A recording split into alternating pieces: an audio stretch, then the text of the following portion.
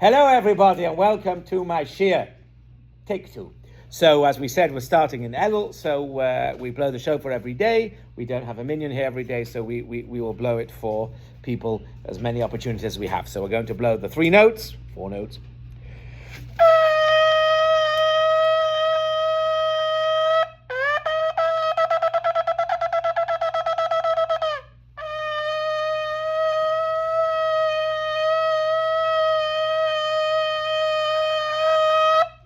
Okay, so there's the shofar, and then we'll get back into where we were doing. So we were talking about that Parshas KI Seitsei has 74 mitzvos in it. 47 things we stay away from, negative commandments, 27 things that we do, positive mitzvos. And we have different phrasings. Like if you're on page 1048, chapter 21, we have, you have to remove evil. I think there were 4 mitzvos in the last couple of weeks where it talks about B'chol Yisrael Yishmeru. Every Jew has to hear and be afraid. Certain mitzvahs are so striking that you have to publicize it. You have to put it on the Beis Din's Twitter feed. And everybody has to know, put it on social media, put it on the news. And then you have, again, you mustn't defile contaminate the land. You also have the words, you got to remove the evil. So there's different phrasings, and it's fascinating to go through. You have also Ki Soyavas Hashem. This is an abomination to Hashem. You have that several times this week. It's just fascinating to see different phrasings. Certain mitzvahs you have L'man Yavorecha Hashem Elokecha. You do this mitzvah, Hashem will bless you. You have the mitzvah V'harachta Yomim. You'll live a long life. Right, Shuruch HaKain, exactly. So you just have again. By bad weight, it's an abomination. It's just fascinating to see some of the phrasings because you get an idea. Different phrasings mean different severities of things, right? You know, if God says this is an abomination towards God, that's obviously meaning that there's something wrong here. If something is a blessing that you get long life for it, that's obviously something very good. So it's just interesting to see. But what we want to focus on, we said, is a couple of mitzvahs that we want to talk about that everybody knows about. A couple of concepts in Judaism everybody knows about, but may not necessarily know where it comes from. So we started saying we're going to talk about burial. Everybody knows that every Jew should be buried, and cremation is very bad. And we try our best, and we try our utmost to avoid cremation and try and make sure as possible everybody is buried. Now, when you get our calendars, our New Year's calendars, which are being delivered to my house on Mishra Hashem Friday afternoon between 1:30 and 3:30, according to the UPS tracking number that they just sent me, you will see we have 2 funeral homes advertised in 6 months out of the 12, and we have the South Florida Jewish Cemetery advertised in 3 or 4 months. It's funny, I tried so many places to get adverts, right? You know, I try to make money. Right. The only one, it's funny, right? You tell them, sure, a lot of people are like, we've been advertising for calendars for years, we never make any money out of it, right? It's not money, we only do it because we believe in the shul, right? But the only places that were only too happy to pay a good price were funeral homes and cemeteries. It's like, oh, you're no shul, 65 plus? Yeah. We'll advertise there, right? I spoke to several house places. What do they call them? Realtors, right? Oh, no, nobody was interested in advertising realtors and this and that. Try to get maybe some doctors' offices, but like everybody has their doctors already, you know. We're not going to get new people and stuff. But the funerals and the cemetery, they were only too pleased. Yeah, get me in. Because obviously that's something that they can make money on. But that's not what we're here for, to promote our advertising. I mean, it's quite cool, really, to mix the both, but that's not the main reason for this. The main reason is to see where it comes from and what it's all about. I mean, we know Avraham Avinu buried sorrow, right? We know that. We know Yaakov said to his children, bury me in Martha Pela. We know that Hashem buried Moshe. The end of the Torah, Yikbar Osa Bagai. He buried him in Gai. Okay, but that's not necessarily a mitzvah. We just know that's what they did. But here we actually have a mitzvah. So we're on page 1048 in the Art Scroll, chapter 21, verse 22. Person does a sin that gets capital punishment. You kill him, you must hang him on a tree. Same idea that we've said many times. People need to know this guy did this sin, and this is what his punishment was. because, let's be fearful of this. We don't want to do that sin because we don't want to end up like this fellow, right? This is what kings and gruesome people have done throughout the ages, right? They've hung and they've done terrible deaths that people can see. That they frighten people. Ooh, don't start with me. You'll end up like that person. Right, now, this is the second part where we know we try and bury as quickly as possible. We try and hurry it up. Where's all that come from? You mustn't leave overnight his corpse on the tree, hanging. Ki cover tikbarenu bayomahu, because you must surely bury him on that day. Ki kilelas elikim talui. Now let's translate it like it says here. Again, I'm not getting into all the details we said, the minutiae, because it's there's a lot to talk about and difficulties. But let's just translate it here. Rather, you shall surely bury him on that day, for a hanging person is a curse of God. A lot of people say, because people say, "Oh, look, God, he's done terrible." Or some Rishonim say, because people say, "Oh, look at God, he's making people get killed for him. What sort of a God is this?" So it's not good for God either. So there's two ways of looking at it. And again, you shall not contaminate your land, which Hashem your God gives you as an inheritance. Again, what's this contaminating your land doing here? There's a lot to speak about, but we see two things very clearly. In the context of somebody who is killed by Beis Din, there is a mitzvah, ki kavo tikbareni, you must surely bury him, by yomahu, on that day, you mustn't leave his body on the tree hanging. The Gemara in Sanhedrin says very clearly that this is not just talking about somebody who's killed by Beis Din. It's talking about anybody who dies. There is a din of burying them, ki kavo tikbarenu, you must bury them. Now the idea is, you might have thought somebody who's been killed by Beis Din doesn't deserve to be buried. You've been punished by Beis Din, you get whatever punishments you are. Therefore, in the context of somebody killed by Beis Din, the Torah chose to use this idea. Even somebody who's committed a capital punishment and is killed by Beis Din, even somebody who's committed such a sin and punished that way, even him you must bury straight away.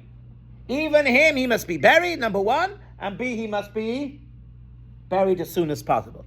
Even him, and how much more so, everybody else, and so on. So here we see quite clearly, there is a mitzvah, ki kavo tikbarenu, that you must bury somebody, by yomahu, on that day. So there's a term, like people go to Israel, right? Like it's a big... Okay, we'll touch briefly on that. Yeah, right, exactly. So the Gemara says that the only way you transgress this is if you download them, if you delay burial for no good reason. But it says if you malin for his honor, that's okay. Where does the Gemara learn that out from? Because the Gemara, the pasuk said, why mustn't you leave him up? Why mustn't you leave him on the tree hanging? Why must you bury him on that day? The Torah said, ki kilelas elukim toloi, which basically, let's speak in broad terms, means because it's not good. You're looking at that person, look at him. It's a disgrace. He committed such a sin, he's been killed, it's not good for him. That's why you can't leave it overnight.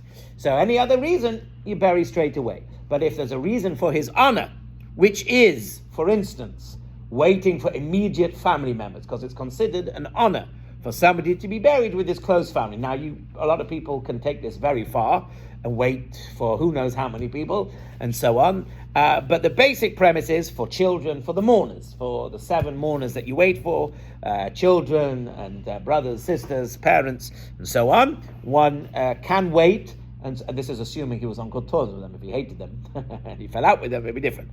Also, going to Israel is also considered a good thing for the person, right? When that's not the time to chat about that now, whether one should be buried in Israel, shouldn't be buried in Israel. It's interesting to note, while we've brought this up, that the Rambam Maimonides' opinion, I believe, is the whole thing about being buried in Israel, the great things about being buried in Israel, is only if one dies in Israel. And being brought to Israel after death, what's it called, posthumously, doesn't get all those things. So really, if you want to be Makan the Rambam, you should take people who go on hospice.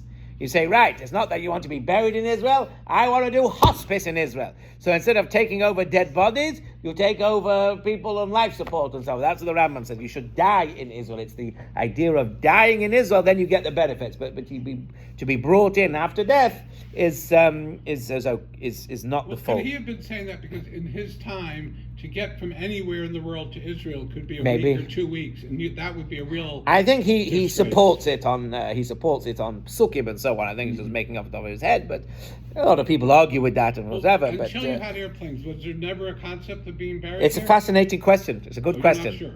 Yeah, because he takes somebody on a boat. Yeah, they're gonna. Yeah, could be. Well, wait. That's why you have this idea of liquid atzomos.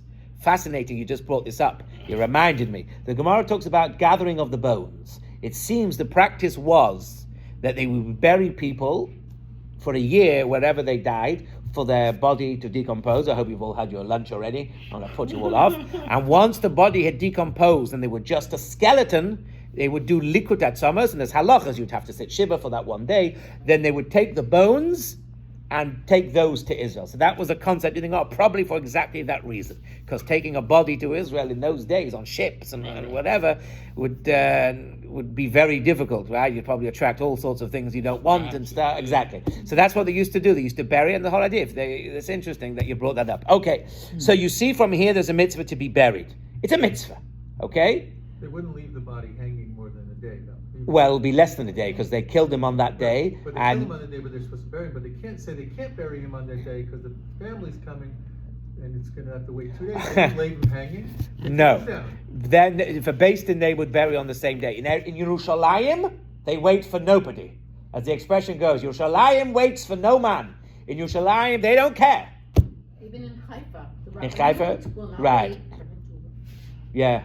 It's and even on Yom Tov. 20 minutes they would. Again, I'm not getting into the halachas of it, but strictly speaking, on Yom Tov you can't bury on Shabbos, it's forbidden. Right. But on Yom Tov you could bury through goyim, right? You could get a goy to do the stuff. My father has been he was in Israel and somebody roped him in to carry a body anyway to help out where he was in Israel once. So it's and sometimes people have woken up after Yom Tov and they've been told their relatives are dead and buried, quite literally. They died and we buried him today. Right. Because in Yerushalayim, it's so holy. Because it says here, you mustn't defile your land by keeping the dead bodies around. So Yerushalayim is the holiest of holies. They don't wait. So yeah, that's the. I'm not going to say chas v'shalom the word risk, but that is that's the. It's that's how it is. And there's not much you can do about it. Other parts of Israel outside Yerushalayim, a little bit more lenient, certain places. Haifa wasn't. Okay, so 20 they minutes weren't. They could have waited for him to get from the airport. Okay, all right. Well, let's. Well, anyway, so I think my record is 3 hours because I was in a nursing home, so I did lots of deaths and so on. From when a person died till they were buried was, I think, just under 3 hours. Yeah. Don't forget where I lived, they had the cemeteries in the city, so it wasn't like you were traveling forever, right? And we had the Jewish people, and this case, the guy was ill, so the doctor signed the certificate, right? Because there are laws and rules, of course, right? You have to have everything, and traveling out of state. I will say, we talked about these people who are signing in our newsletter. One thing that happened again recently with somebody, and it happened and they had to pay money, is when people think they have their burial rights up north and then they move down to Florida. They forget that somebody has to, and obviously everything needs to be paid for, ship them back up to wherever it is. So if you pay X amount of money in New York, they'll say, great, from the moment you get to New York, you've paid everything, is fine. The burial, the plot, the this, the that, the other, the tahara. But you have now got to find somebody and pay for something. And they'll organize it. Don't worry. It's not like they just say no, but they charge you extra for it. So a lot of people who become snowbirds need to add on to their payment structure policies this travel. And I know that there are strict rules because they don't want people shipping bodies out of state without, exactly. Mm-hmm. So it's they're very, very particular, and there's only certain types of crates they can use to transport bodies on aeroplanes and so on and so forth. But again, so here we go with this idea. So the question then is, why is it considered so terrible? Right? We all know cremation is terrible, right? We all try and push away from cremation. In fact, rabbis will do all sorts of things that are a little bit suspect, halachically, right? You'll go to a wedding at a reform, rabbi's doing maybe a family member, you might go, right? You might do things like that. But it's almost unheard of. It happened to me a couple of times. I said no, that Orthodox rabbi or person should ever attend a cremation, because that's like, people will do things that are a little bit below what they think, but something like cremation is is something that most people wouldn't attend, they would stop at. In fact, I got a heter recently, about 2 years ago. I got a phone call out of the blue from some organization in Baltimore. It was interesting. And this person was going to get cremated in 3 weeks, but they wanted to have a small ceremony at the house. And they passed, and I should go. I was the local rabbi, whatever, so they called me. You were in And New passed, York. no, here. You're here. And they passed, and I should go because this was before the cremation, and there's always a chance. It didn't turn out that way, that if you do a service and say a Kaddish and you do something, they may be persuaded, but my powers of persuasion were not. The problem is, just while we're going off topic a little bit, I found in my little bit of experience, if cremation is done because of a lack of funds or a lack of can't be bothered doing anything else, much easier to get a burial, right? You find money, that's fine. The problem is when people believe in cremation. That's when it becomes very difficult. Well, what does it mean to believe in? When people want to be cremated. Yeah, why would There's people- 2 reasons why what's people are their cremated. One is because it's cheap, it's easy, they just think it's the easiest, right? And one is because people actually believe in it. I want it, whatever, you know. They can have it- Don't ask me. Don't ask me. I'm not. No. I'm not here to justify or to tell you reasons. I'm just saying, the people who believe in cremation and specifically want it and talk about it, that's very difficult. Once they've done that, people are just like, no, we're going to cremate you because who knows what. It's much, you can talk them around. Thousands of dollars, then you could probably raise Then the it's money. right. Then it's easier to talk people around. But the people who Prevented one. Stopped one. Who? It was Michael. Oh, that, yes, that's true. Yeah, they were going to cremate because of lack of anything else, and we got them buried. Exactly. So that's easy. It's the people who really believe in it. It can become Afraid impossible. to go in the ground. I don't know. Yeah, I don't want to discuss it now. That's not the thing. But yeah. But I want to say a couple of things. So why is it so crazy? Right? There are many averos in the Torah. Terrible things to do in the Torah. So many things that says abomination. So many things. Why is this considered so terrible? And one of the reasons given is because this is the last mitzvah. The very last mitzvah that a person will do. If a person is alive, A, they can always do more mitzvahs, and B, they can always do teshuvah. You do an Aveira, that's what Yom Kippur is all about, the time we're living in, right? Even the worst kinds of Aveiros, even for murder, and so on. Right? And as I've said many times, how that works with God and this, that, the other, I don't know. But certainly there's this idea of repentance for all sorts of Aveiros, okay? If you miss out on doing a load of mitzvahs, you're still alive, you can carry on doing more mitzvahs. Like I tell people coming up to Rosh Hashanah and Yom Kippur, we talk about scales and the weighing of the scales. And people, even if they think, I've done so many Averas and this, that, the other, well, what chance do I have? I say, okay, but you can still do as many mitzvahs as you can, because you may be able to tip up the scales. Look at some of these mitzvahs. Shiluach HaKein, v'harachta yomim, live long life. Oh, it's a simple little easy mitzvah if you find it. Who knows what these mitzvahs mean, right? And so on. So keep doing as many mitzvahs as you can. I can't go to shul every day, so you go one day. I can't put tefillin on every day, so do it one day. Try as many as you can. But when somebody dies, it's too late. That's it, goodbye. So there's no concept of teshuvah anymore, there's no concept of repentance, and there's no concept of doing any more mitzvahs. So burial, and again, it's a question of whose mitzvah is burial. Is it a mitzvah on the family that most people say it is? It's the family's mitzvah to bury because the person is dead, you can't do anything. It's the person, or some people say yes, but the person who's getting buried becomes a hefzer shel mitzvah, in the same way as like a mezuzah is a hefzer shel mitzvah, it's part of a mitzvah. I have a mitzvah to put up a mezuzah, right? But the mezuzah itself is the chefza. So the body becomes like, and therefore becomes like a bit of holiness, right? The tefillin, my mitzvah is to put on tefillin every day. But the tefillin themselves are holy because that's what you use to do the mitzvah. So if I have a mitzvah to bury a body, then this body now, this dead person, he becomes like a chefza shel mitzvah. He becomes like a forever and ever. Till Mashiach comes and you get chiz amazing. His body now is not just a decaying corpse. His body is a chepsa that was used for a mitzvah. His whole body was a mitzvah. But So that's it's the very... reason for no cremation, because if you destroy, Okay, there's also... Yeah, I don't want to get too deep into this whole conversation. Yeah, and a lot of... Right, yeah, okay. And there's a lot of Kabbalistic ideas that people who are cremated will come to Tchias HaMesim, and so on and so forth. But then you always have to give the caveat to that people who die... certainly in the Holocaust and all these other things that were burnt and throughout the ages and fortunately we mourn many of them on Tisha B'Av, those people will. So you have to be careful how you say that, because some people automatically turn around to, No, but they didn't have control over that. They didn't. Exactly. So that's what you say. So I'm saying. So you always have to have the caveat to that. That first of all, Hashem can do anything, of course, right? And things. So you have to be. But again, I didn't want to get into the reasons why, but I wanted to show it where it's from, right? And so on. Okay, so that's the idea of burial, and a very quick idea of why burial is so important, so special. It's the last mitzvah. It turns the body into a chefza shel mitzvah, a bit of mitzvah, and therefore whereas if cremation, you don't have that, right? You miss out on all that opportunity, and so on. Okay, so that's that mitzvah.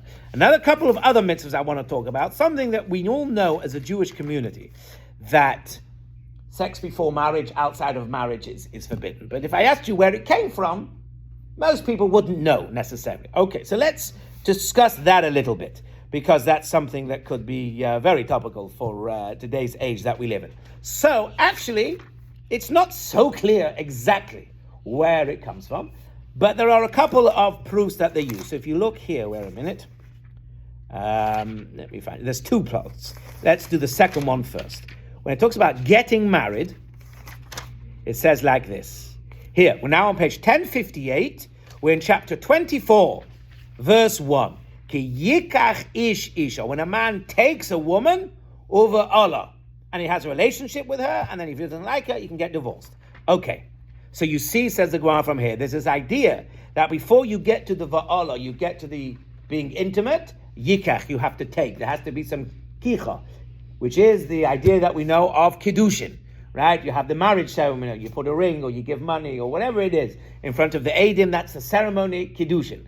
And that's where it comes from. Ki yikach ish, a man takes a woman, and only after you've taken the woman, over Allah, then you can have relations with her. So that's one area where it comes from, which means, if you understand how the Torah works, if I have a positive mitzvah, and I don't fulfill that mitzvah, right? It's still an avera, but it's called a bitl aseh. You haven't done the aseh. So therefore, according to this, if a person would have sex before marriage, that would be a bitl, an annulment of this mitzvah to get married first. However, there is another negative commandment. If we turn to page 1056, now in chapter 23:18, where we get something much clearer. But of course, there are difference of opinions exactly how to understand this. It says, "Lo siya kadesham mibnei Yisrael." I was going to translate it as prostitute, but here it translates it: "There shall not be a promiscuous woman amongst the daughters of Israel, and there shall not be a promiscuous man amongst the sons of Israel." Right? Which, now I know you normally think, because if you talk about prostitution, that usually involves money, I'm guessing, right? And so on. Whereas here, this is talking about even without money, right? So therefore, you see that the idea, the Torah says that we shouldn't, as Rashi says, mufkeres, mukudeshes, umuzemenes liznos, that people shouldn't just be free to go around doing as they please, right? Even if they're not taking money for it and so on and so forth, they should be things. So this is the prohibition here, where we really learn out from that sex before marriage is forbidden. However, if you want to narrow it down much clearer, if the woman that you're having a relationship with is a virgin, then that's a specific prohibition. That if you take somebody's virginity outside of marriage, you owe a fine. It's interesting, there are two things that you have to give a fine for. One is if you take a woman's virginity without marriage, right? And the second is if you marry a woman and you accuse her of not being a virgin, you get a financial penalty. And you have to stay married to that woman forever. Before you all start getting annoyed, that's only if the woman herself wants to remain married to you. If the woman says, "You've raped me, get lost," of course, you're not forcing her to be married. And one of the reasons they say for this, it's very strange that you get financial penalties for these averos, right? You don't get a financial penalty for keeping Shabbos. The punishment is death, right? If you have, if you commit adultery, the punishment is death, right? But here it's very strange. It's a monetary penalty. Monetary penalty, okay? And who are you paying it to? Oh, you pay it to the father, right? or in some cases you pay it to the woman, and you have to stay married to her for the rest of your life. So I You saw... have to pay the penalty plus stay married? Yes. Oh my. So that's the point. They talk about human psyche, human nature, right? People get, they want to do all sorts of things, right? You get tested, you get desires. But if you know there is a monetary payment, and I'll have to stay with her for the rest of my life, psychologically things are a bit different. Well, maybe I'll wait a little bit. I'll You can always, she should die soon. right. Oh my God. No, what I'm saying is, if you marry a person, you can always go through divorce. But if this case, you can never divorce them unless she wants to. But that's a separate story, and so on. And also, you could be quite crude, as some of the interpreters go, and say, especially in the olden days, once a woman, let's use the expression, for want of a better expression, please forgive me if you find it a bit crude. Now, once a woman's lost her virginity, she might be considered damaged goods, certainly in the olden days, right? It was like, and therefore, if you've caused it, you have to now take ownership of it, and you have to marry her, and with marriage, we know, comes financial obligations to look after her, to support her, because otherwise, this woman might certainly in the olden, nowadays, life is different, as we know, but this woman might not be able to find a husband and so on and so forth, because she's now, as I say, for want of a better expression, damaged goods. So the Torah says, right, you hurt her, you damaged her, you have to continue with her. So that's just, again, where we get this idea about intimacy before marriage. It's comes from, or not just necessarily before marriage, or just this culture that we have today in the wider world, that people, they don't want to get married, they don't want to commit, they don't want to do this, they don't want to do that. They'll just, go around doing as they please. But that, of course, is not the Torah idea. What time is it here? Oh, we have a few minutes. Now I want to say something that we see in today's day and age. It's terrible, and I want to give a proof from it. So, of course, we know that rape and abuse is absolutely terrible, and we've seen it, unfortunately, in the Jewish community over many circumstances, many stories, horrible stories that have come to light many, many years after it's happened, because, of course, nowadays it's, in the olden days, even 10 years ago, right? It was to come out, or 15, 20 years ago, to come out and accuse people of this, you weren't believed, right? Even in the last few years, it's changed in that way, right? And all these people that have subsequently been sent to jail, or posthumously have been problematic, and so on and so forth. And we see, with open eyes, that the victims of such abuse, their lives can be ruined. It can be terrible for them, right? And their lives can be ruined, and some of them can never recover, and so on. And it's terrible. And I want to say that I see that in this week's Parsha, because the Parsha talks and uses a very interesting phrase.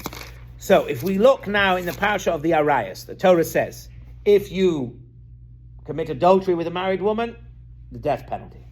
Oh, just to make it clear, because some people over the years have always got confused with me and say, oh, Rabbi, it's not fair, just because the woman's married, she should die and the husband is fat. I said, no. I said, if the woman is married, then both perpetrators are put to death, the man and the woman. But if the woman is not married, then they don't get put to death. But if it's a non-married woman, it's getting a bit complicated. So if the woman is married, that is true, then both of them, people used to think, oh, if it's a married woman, she gets put to death. What about the guy? No, he also gets put to death.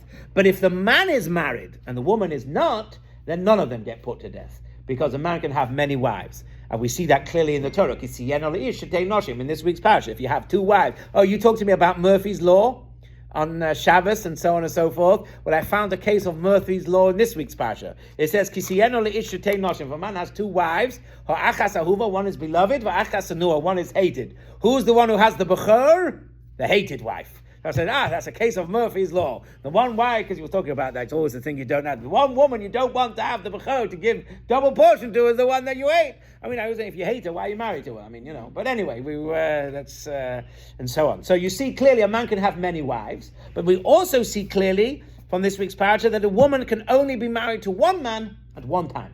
That's, Now, today's day and age is different. We know that the rabbis already 1,000 years ago forbade. Certainly the Chassid, the Ashkenazim, Sfardim are a bit different. They technically can, and I know in the Kesuba it talked about not marrying a second wife without your wife's permission. Okay, but we don't do that. And also, don't forget, the world is different nowadays, right? The idea of marrying multiple wives in the olden days probably worked. Well, let's face it, the women had their own homes. They were, and the way the women were treated, and the men went, oh, it was different. Nowadays, it's different. It's interesting. It's that's just the way it is, right? The system, the way it works, is different today than it was then. So having multiple wives, from a conceptual point of view, I don't think works today in that sense, right? The way the society is, it wouldn't work. But I found it hilarious when I became a citizen.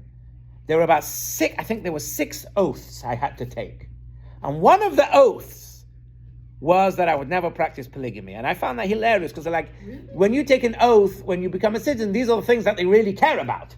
The things that are really important to them. And polygamy was really important. Now, I found out afterwards that polygamy, my oath, I hope my wife's not listening to this, but no, that polygamy only refers to marriage, right? But people who have affairs and all this sort of things don't break the polygamy laws. Other laws maybe, but they don't break. Okay, well, that's okay. I'm not getting into that. So, where was I talking about? Oh, yeah. So it talks about you have an affair with a woman who's married, you both get put to death, right? You have an affair with a woman who's betrothed, you don't get put to death. But what about, this is talking about in the city where people are. What about if it's in the field, right? The Pasuk says, in the field, it's in the field. You're out and about, nobody knows. We're on page 1052, chapter 22. We're now on verse 25.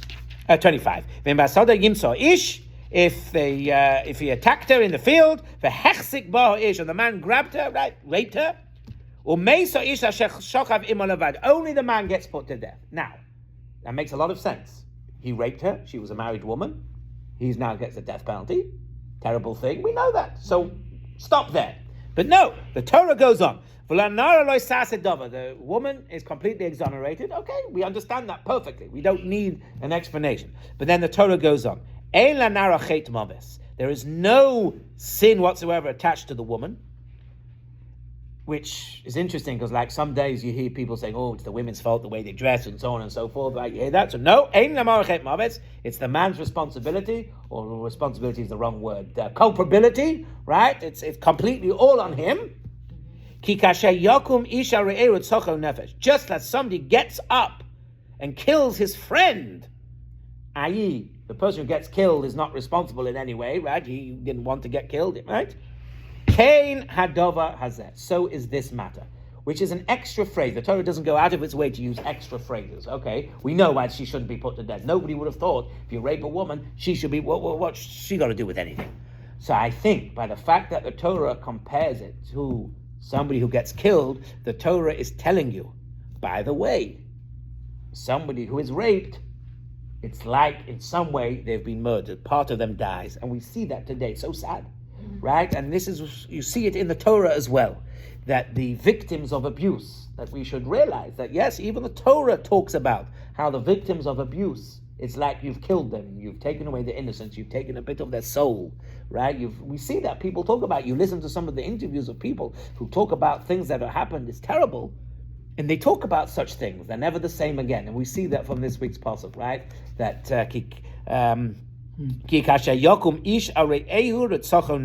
just as a man gets up and kills his friend, the same is with rape. You see the importance, the terrible importance it is, and so on. And again,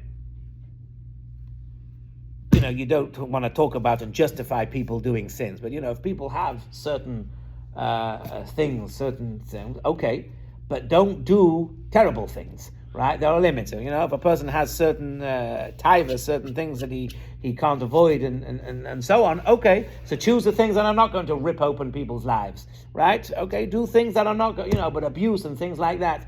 I once read something that the reason why so many people have A, affairs with nannies, and B, abuse people in their homes, is because of familiarity.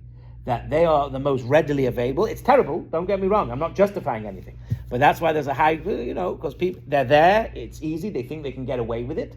They think it's something they can do, and it's terrible. And we have to realize that this is such a terrible thing, and it's really damaging. And that also comes from this week's parsha. I just want to finish.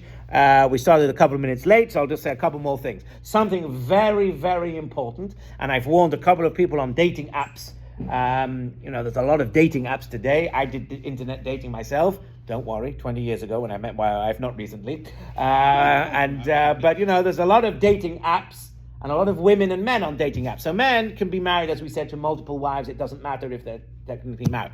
But a woman who's still married cannot have another husband. So much so that if she does, right, it's a chiyuv misa. Now, if you're going to say you did it without realizing that she was married, okay, there may not be a chiyuv misa. But if you have children together, those children are mamzerim, they're bastards, they can't marry in, and it's terrible. So, here's a very big thing. I'll tell you a positive story. So my wife's aunt got married a couple of years ago. She said, "Oh, Rabbi, you're a rabbi. Come do the wedding for me." She'll come to Boca with the family. She'll do the wedding here. I said, "Fine."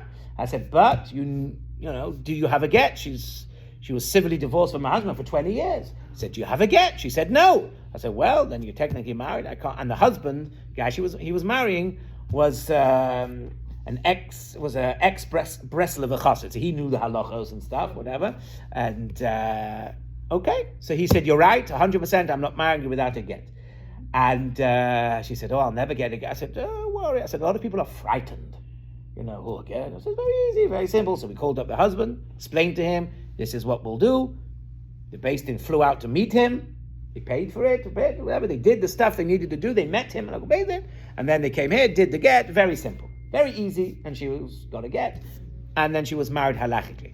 But I've advised a couple of people who started dating women on dating apps, Jewish dating apps. You think, "Oh yeah, I want to date a Jew, of course. I mean, I'm going to date a Jew. I'll go on a dating app. I'll find a woman. She's divorced. Great, and we'll go out."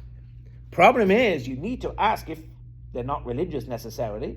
You need to ask them if they were married to a goy. It doesn't matter because there's no get for a goy. But if they were married to a Jew and they don't have a get, they're halachically considered married, which means you can't marry them. If they were civilly married, but they never had. Okay, so now you get. Okay, yes. We can start getting it. That becomes very complicated. 100%. We talked about sex before marriage and marriage. That becomes complicated. But most opinions take on that if you live with somebody for a period of time and you have children with them, All right, that would be once you have children with them, son. you have to get a get. So much so that if you don't get a get, you're considered, But yeah, that becomes problematic, and it becomes problematic for lots of reasons. People who live together, assuming they're married or have a civil marriage, it becomes interesting shilas, very interesting shilas, and each one has to be, and it also comes shilas that you may not even realize, such as yichud. I had this shilah, right? So a man and a wife can protect each other from being secluded with other women. So let's say you can't usually have women in your house if it's just you, but if your wife is there, it's fine. But if you're not married, then they can't protect each other. So even if these people are civilly married, they don't protect you from yichud. If you go and stay with whatever. So there are many areas where this comes. We don't want to get into that because, as I say, you can get into very difficult circumstances. And when it comes to mamzerim, there's a whole shilas about, testing, DNA testing, right? Somebody's DNA doesn't match their parents, it matches somebody else. Does that prove she had an affair, whatever? Again, there's lots of modern questions, which we're not going into. But basically to warn people, that a woman who is civilly divorced but does not have a get is still considered halachically married. And therefore, if you marry her, that's a sin, big sin. You're like committing adultery halachically. And any children that are born are complete mamzerim, unfortunately. So, again, there's no, when people try and get accused of stuff, and there's a limit, where crimes run out. Statute of limitations. Yeah, there is no statute of limitation. The only statute of limitations for a get is the death of the husband. So if the guy is dead, even if she didn't get a divorce, guy's dead, fine. Also, and the second case was even more intricate, because this woman was divorced twice. Second one, she had a get. Oh, great. She's got a get. She's fantastic. The woman's had a get. No. But it turned out that she was married first time and didn't have a get from the first husband. Oh. So again, I'm warning people. when And you're... she had kids in the second marriage. She didn't, Baruch Hashem, Okay. right? She didn't have. So in that case was okay. But what I'm warning people about is that when especially people are dating, or people you know that are dating women off websites, or it doesn't have to be websites. It could be you meet them at the bar, I don't know, whatever. Very important. And I told this person, they said, well, maybe we'll get later down the line. I said, be very careful, because you know how humans are, right? Once you start dating and you become close, really close, then it's a big problem. And then if she refuses to get again, I'm not interested, I don't care, and now you've fallen in love with this woman, then what are you going to do then? And just You know? because you're on a Jewish website doesn't mean Exactly. you are Jewish. Well, that's another story, right? It's another story. Okay, yeah, of course, you got to make sure they're Jewish. But even if they tell you, yeah, I'm Jewish, I go to shul, I do this, that, the other. But if they don't have a divorce from any previous husband, or like you said, then you get complications where they just lived with a man and had it becomes complicated. So just be careful when you start doing this sort of thing. These conversations. Okay, I'm not telling you this is a conversation for a first date necessarily, it might not last very long, but these are questions that need to be found out early, because the longer you go on and the more you fall in love, the harder it becomes afterwards to, if she refuses and says, and also when it comes to Kohanim and other things, it becomes even more complicated. But that's just a little bit of a short, little brief knowledge of some of the intricacies that come out of this week's Parsha. But again, if you have some time, a game I advise you to play is look through the Parsha and see which mitzvos it says as abomination for Hashem, which mitzvahs it says you're defiling the land. It's just fascinating to think. Why is this mitzvah say this, and why is this mitzvah not say this, right? And so on. We talk about the importance of having toilets in this week's Parsha, right? If I had money, and I was dedicating rooms and stuff, you know which rooms in a shul and building I would dedicate? The bathrooms. Because if you look in this week's Parsha, it talks about you've got to have bathrooms, and it says by having a bathroom, it keeps your machaneh kadosh. It keeps your machaneh holy by going outside to relieve yourself. So you see that by having bathrooms, it makes the whole thing holy. So to me, the bathrooms are not the most important room. I'm not telling you it's more important than the Aron Kodesh, but the bathrooms is what makes the whole place into a holy place. So if I had money and I was dedicating, I would dedicate the bathrooms. That's just a thing from me. But I've never had the chance to do that. The thing outside that says other, that refers to the bathroom. Where it says I'm other. just joking. Oh, There's right. a chart that you can dedicate all these. But it says here, if you want to have a quick look, if you want to stay another minute, I'll point it out to you. It says, says in the context of going to war, hold on. It says, here we go. Honorary stall. Here we go. Page 1056, right at the top line. You shall have a place outside the camp and go there outside. You shall have a shovel in addition to your weapons, and it will be when you sit outside, you shall dig with it. You shall go back and cover your excrement, right? So it's what we call modern-day toilets. For Hashem your God walks in the midst of your camp to rescue and deliver your enemies before you, so your camp shall be holy. It says clearly, by having these toilets, by having these bathrooms, it means your camp is holy. So by having bathrooms and restrooms in a shul, that makes the shul holy. So therefore, to me, I don't think I've ever seen, maybe it's an exaggeration, I don't recall off the top of my head ever seeing big things on a bathroom dedicated. I don't remember having ceremonies to unveil the dedication of bathrooms, but That's what I always wanted to do. I always joked that I wanted to do. Well, I'd say it seriously. Yeah. I would love, if I was dedicating, would love to do that because of, I could say, for Hoya Machanecho Kadosh. Right? You can have a prayer for the keeping our orifices open. Well, we have that prayer, right? And with that, you have the dedication of the underneath. bathroom. Right, So right. It goes together with It doesn't say if you donate chairs and tables, the Hoya Machanecho Kadosh. It doesn't say if you donate Sidurim, not putting you up donating these things, but it says your bathrooms is Kadosh. Are you allowed So, to use yes. a shovel on Shabbos? The shovel on Shabbos. No, you can't dig on Shabbos. So the Gemara talks about they would prepare before Shabbos. Yeah, They would have to they kick prepare. the dirt So over. when we nowadays prepare cutting toilet paper before Shabbos, Yeah. in the olden days they had to prepare a lot more. Wow. And then you have toilet paper. You had to use. Well, don't they say tissues are not supposed to go down? I don't know. Anyway, I wish everybody a good week. We will.